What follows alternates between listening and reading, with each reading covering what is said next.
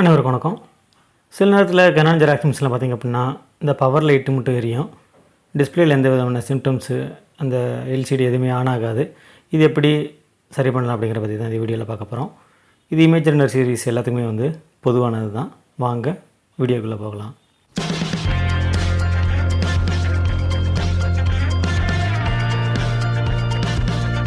முதல்ல மிஷினோட பேக் டவரை கழட்டிக்கோங்க. பார்த்திங்கன்னா பின்னாடி இந்த மாதிரி ஒரு எம்எஃப்சி போர்டு இருக்கும். இதில் டாப்பில் பார்த்திங்க அப்படின்னா 2 ரேம் இருக்கும். சைடில் 2 ஒயிட் லாக் கொடுத்துருப்பாங்க. இதை எப்படி ரிமூவ் பண்ணிங்க அப்படின்னா 2 சைடு ரிமூவ் பண்ணிங்க அப்படின்னா ரேம் வெளியில் வந்துடும். பார்த்திங்கனாலே தெரியும். இந்த ரேமை மெதுவாக கழட்டிட்டு இதை ஒரு நல்ல பனியன் கிளாத்தை வச்சுட்டு ஐபின்னு இருக்கும், அது இருந்ததுன்னா அதை யூஸ் பண்ணி க்ளீன் பண்ணுங்கள். அப்படி இல்லைன்னா வெறும் கிளாத்தில் கூட அந்த கார்னரை நல்லா க்ளீன் பண்ணி விடுங்க. க்ளீன் பண்ணிட்டு மாட்டி பாருங்கள், உங்களுக்கு ரெடியாக இருக்குது. நிறைய சான்சஸ் இருக்குது. ஒருவேளை க்ளீன் பண்ணி மாட்டியும் ரெடி ஆகலை அப்படின்னா நீங்கள் இந்த மாடலுக்குரிய இதே வேல்யூ உள்ள ஒரு புதிய ரேம் மாட்டினீங்க அப்படின்னா உங்களுக்கு ப்ராப்ளம் சால்வ் ஆயிரும். இந்த ரேமை ப்ரெஸ் பண்ணும்போது பார்த்திங்க அப்படின்னா உங்களுக்கு அந்த ஒயிட் லாக் ஆட்டோமேட்டிக்காக லாக் ஆகிக்கிடும்.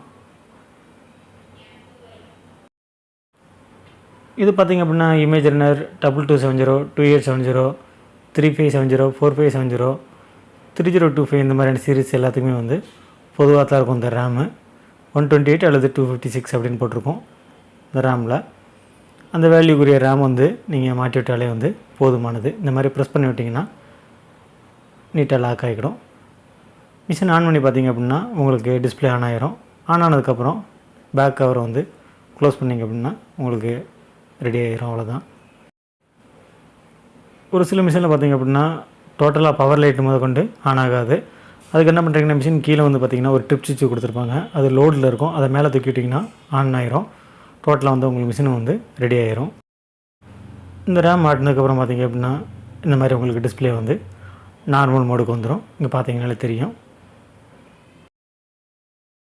இந்த Canon இமேஜ் ரெண்டர் சீரிஸில் ரேம் எப்படி மாற்றுறது, எப்படி இந்த மிஷின் டிஸ்பிளே ஆன் ஆகாமல் இருக்கிறது எப்படி சரி பண்ணுறதுங்க பற்றி உங்களுக்கு ஒரு ஐடியா கிடச்சிருக்குன்னு நம்புகிறேன்.